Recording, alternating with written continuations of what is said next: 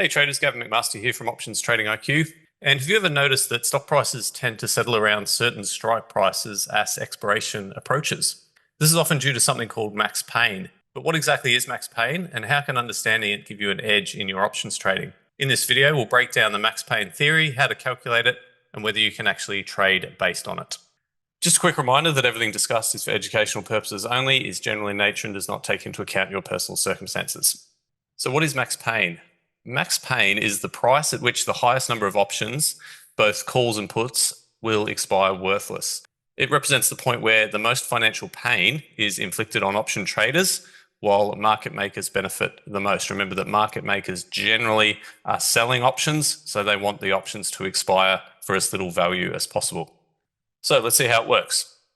Max pain theory suggests that as expiration approaches, stock prices tend to gravitate towards this max pain level, either due to market forces or possible manipulation by larger players.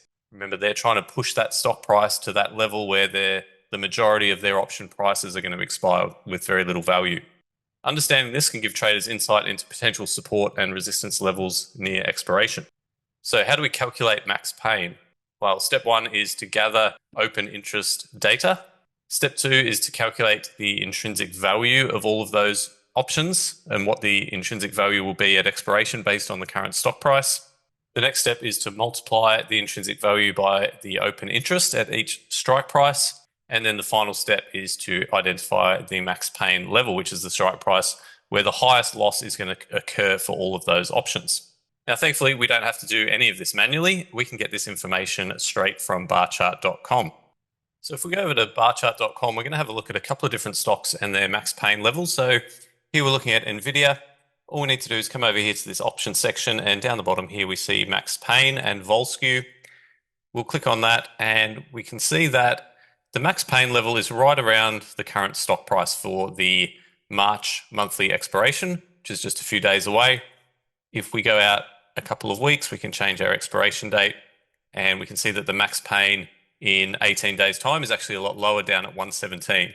Now we could go and do some technical analysis as well and see if that's a potential point that NVIDIA might be drawn down to. There's not a lot of insight we can gain from this chart. We can see that it's below a declining 50-day moving average. It's below the 200-day moving average. That max pain level is about 117.50.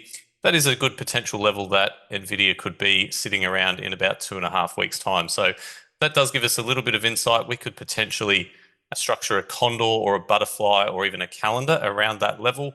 Could be a reasonably good idea. We don't necessarily want to use max pain as the sole reason for making a trade, but we want to use it as part of the overall picture. Let's take a look at another one. Amazon, again, for this week's expiration, kind of around where the stock price is. We can see what we're looking at here is the value of the puts in red for certain strike prices. The further the stock falls, the more the puts are going to increase in value. And the further the stock rallies, the more the calls are going to increase in value. And if it stays around 200, that's when all of the open interest in Amazon options are going to expire with the least amount of value. So that's where the market makers want to pin the strike, around that level. If we go out to the April expiration, pretty similar. So we could draw some inference from this that maybe Amazon is going to trade a little bit sideways over the next month. That is a good potential candidate. And if we look at the chart, we want to be looking for some sort of range-bound trading. We've had a bit of a decline. We're seeing some pretty strong accumulation though on the dip. So I wouldn't be surprised to see Amazon rally up a little bit more. We're in a little bit of a downtrend at the moment, so maybe upside's going to be a little bit limited. So look, maybe a sideways trade could work pretty well on Amazon. Let's look at one last example, and Apple. 4 days to expiration, we're looking at 217.50 as the max pain level. And if we go out to April, it's actually a little bit higher, and quite a bit higher than the stock price, all the way up at the 225 strike. So maybe Apple is going to be drawn up to that level over the next 30 days or so. And 225, the first one that we saw was for this week was 217.50. There is some potential resistance based on the prior support levels, which is around 220. So maybe on any rally attempt this week, Apple's going to really struggle at that sort of 217 to 220 level. And then more longer term out to April, maybe it's drawn up to that 225 level, and it might pause around there with some potential resistance from that 200-day moving average. So again, we're taking that max pain information and we're doing some technical analysis alongside that information. So can you actually trade profitably using the max pain concept? And the answer is yes, but with some caution. So we want to use max pain, but we also want to identify potential support and resistance levels and also look at moving averages. If a stock is trading below its max pain level, some traders are going to anticipate some upward pressure for the stock to move towards that level and vice versa. If that ties in with some nice resistance levels, the stock might pause out at that level, potentially right around that expiration day, which would be ideal for the max pain theory. And stocks sometimes hover near their max pain level on expiration day, which can help option sellers or short-term traders. So if you're one of those zero-day traders or weekly option traders, you might want to start thinking about incorporating max pain in your trading and seeing if there's some levels where the stock might pin around those major strikes that are going to cause the most pain.